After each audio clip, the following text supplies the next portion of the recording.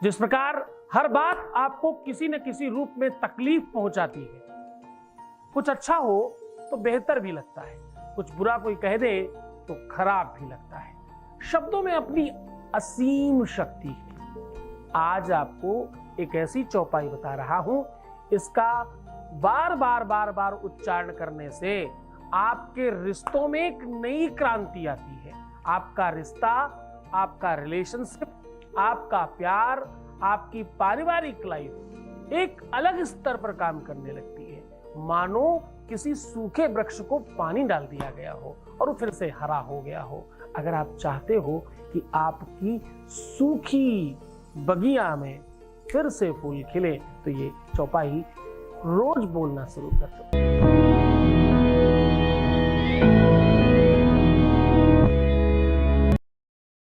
आज की इस यात्रा में तुलसीकृत रामचरितमानस की एक पंक्ति ली जा रही है। इस पंक्ति का अपना एकदम आनंद है। वैसे तो ये पंक्ति शुद्ध है, इस पंक्ति का उच्चारण ही अपने आप में बहुत बड़ा काम करता है। मैं तो आपको बताऊं कि पूर्व समय में, मतलब मेरे अपने बचपन में मैंने कोई बड़ी यज्ञ पूजा पाठ देखी ही नहीं। गाँव में जहां मेरी परवरिश हुई, मेरे ननिहाल में, वहां मैंने कोई बहुत बड़ा पूजा पाठ यज्ञ इत्यादि नहीं देखा। मैंने क्या देखा? मैंने रेगुलर सत्यनारायण की पूजा होते देखी और श्री रामचरितमानस का अखंड पाठ देखा, जो होता ही रहता था लोगों के घरों में। क्यों? क्योंकि ये एक ऐसी पद्धति है जिस पद्धति में आप स्वयं अनुरक्त होते हैं, आप स्वयं उसमें लगते हैं, आपकी खुद की अनुरक्तता होती है उस कार्य में। सिद्ध मानस पाठ है।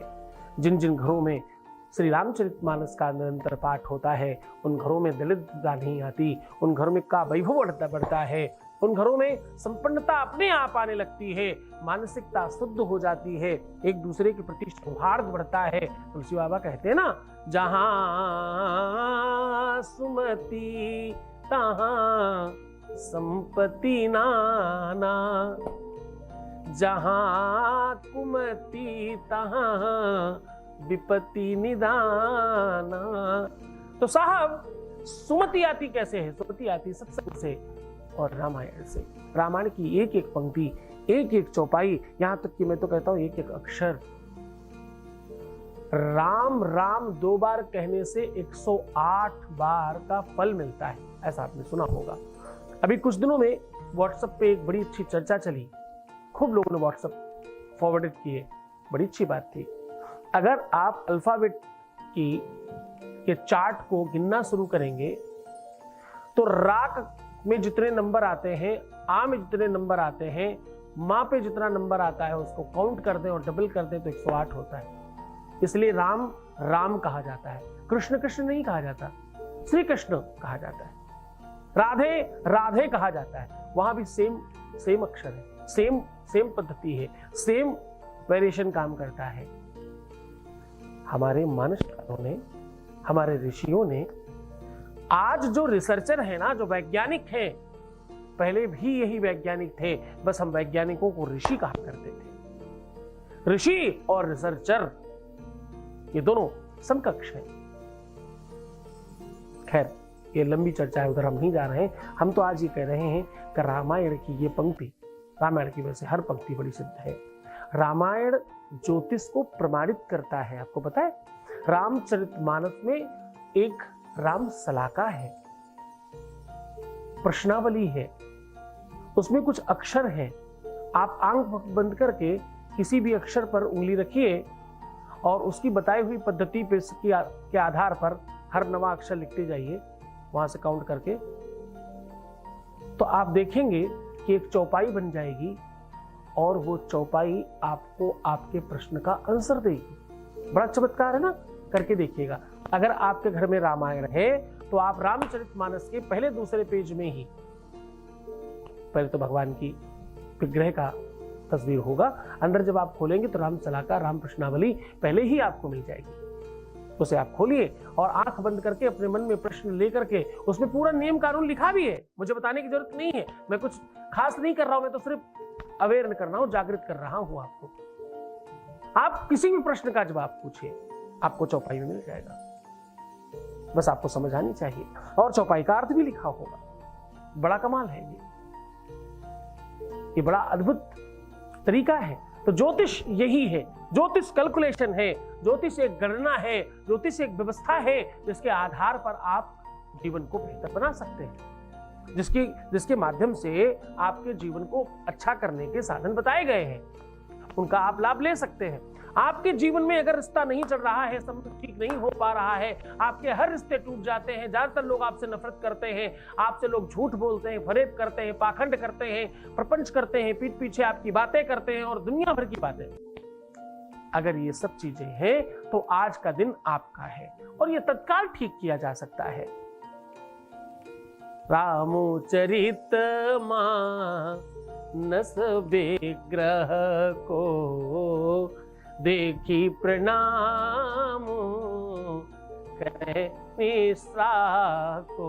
साहब, ये परमात्मा का एक अद्भुत आनंद का भाव होए।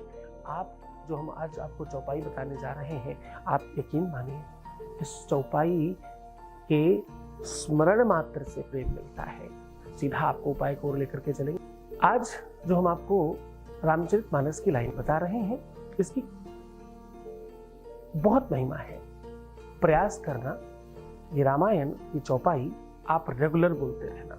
वैसे तो रामायण पर बोलने के लिए बहुत दिन है, मतलब हर एक समस्या के लिए अलग समाधान है, उसमें दुनिया भर के समाधान है। जिन बच्चियों का विवाह नहीं हो रहा है, वो जानकी जी ने जो पूजा करते समय स्तोत्र का गान किया है, अगर वो किया जाए तत्काल व्यवस्था हो जाती है। और कहते हैं गौरी पूजा करें, इस स्तुति का पाठ करें तो विवाह जल्दी होता है, मनवांक्षित वर मिलता है। हाँ, मन जा हीरा चिहु मिलहि सो बरु सहज सुंदर सावरो करुणा निधान सुजान शील स्नेह जानत रावरो।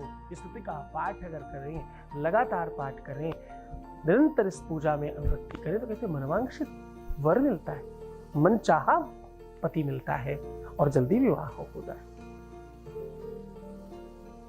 रामायण में बड़े सारे उल्लेख हैं, पुरुषों के लिए, महिलाओं के लिए, शत्रु नाश के लिए, रोग नाश करने के लिए, जाने कितनी सारी चीजें। पर आज हम आपको रिश्ता सुधारने की चौपाई बता रहे हैं। कोई भी रिश्ता हो, लव लाइफ हो, रिलेशनशिप लाइफ हो, पारिवारिक लाइफ हो, पति पत्नी के बीच का हो, बच्चों के साथ हो, रिलेशन में कहीं पर भी किसी भी तरह से अगर आपकी बगिया सूख गई है, सूख जाने का मतलब होता पेड़ सूखने के बाद किसी काम का नहीं रहता। अध्यात्म ही है जो सूखने के बाद भी कहता है कि हरिया सकती है बगिया।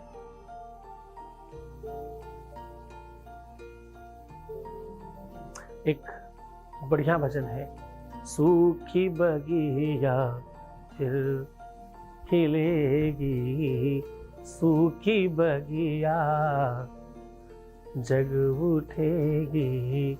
राम जप लेने के बाद, प्रभु स्मरण करने के बाद, परमात्मा का नाम एक ऐसा अद्भुत औषधि का प्रताप है जिससे सूखी बगिया भी फिर से हरियाली पा सकती है, फिर से हरित हो सकती है। इसका मतलब पता है, सूखने का मतलब जो कंप्लीटली चीजें खत्म हो चुकी हैं, जो कंप्लीटली चीजें आपसे दूर हो चुकी हैं, वो सब फिर से आपको मिल सकती है। सीधे आपको उपाय बता रहे हैं। चौपाई अपने आप में बहुत बहुत बहुत कारगर है, पर ध्यान रहे इसका जितना ज्यादा आप जाप करेंगे, पाठ करेंगे, किसी माले से करने की जरूरत नहीं, मन ही मन करिए, बस याद कर लीजिए। सब नर करहीं परस पर प्रीति, चलहि स्वधर्म निरति श्रुत नीति। सब नर करहीं परस पर प्रीति। ये शुद्ध चौपाई है। पति पत्नी में हो या प्रेमी प्रेमिका में, भाई बहन में हो या माँ बाप और बच्चों में, बिटिया दामाद की समस्या हो या बेटे और बहू की, इस चौपाई का पाठ करें उनके लिए। इस चौपाई को फूंक कर भी पानी दे सकते हैं। सब नर करहीं परस पर प्रीति, चलहि स्वधर्म निरति श्रुति नीति। कैसे चलेंगे उसके बाद? चलहि स्वधर्म, अपने धर्म पर चलेंगे, जो उनका कर्म है, जो उन्हें करना चाहिए वो करेंगे। और किसके अनुसार? निरति श्रुति नीति, श्रुति यानी वेदों का अनुसरण करते हुए चलेंगे। ऐसी मानसिकता रघुनाथ बनाएंगे उनकी। करके देखिए, बहुत सिद्ध और बहुत अनुकूल चौपाई है। इस चौपाई से विश्व का ऐसा कोई इंसान नहीं जिसमें परिवर्तन न हो जाए, पर पूरे मन और श्रद्धा विश्वास से करना। एक और बड़ी अच्छी बात, किसी भी दिन किया जा सकता है, किसी भी अवस्था में किया जा सकता है, किसी भी परिस्थिति में किया जा सकता है, पर पूरे मन से करना। तो मुस्कुराओ, सुंदर बनो, हर आधे घंटे में प्रणाम करके पानी पीना, खूब सुंदर रहना, खूब बेहतर रहने की कोशिश करना। बस अपना ख्याल रखना, रोना मत, परेशान मत होना, दुखी मत होना, उल्टा सीधा नहीं सोचना, नेगेटिव थिंकिंग छोड़ दीजिए, अपना खुद का ख्याल रखिए। मैं हूं तुम्हारे साथ, तुम्हें सिर्फ अपना ही ख्याल रखना है, मैं तुम्हारा भी रख रहा हूं, तुम्हारे प्यार का, परिवार का, सबका ख्याल रख रहा हूं। ओम नमः शिवाय।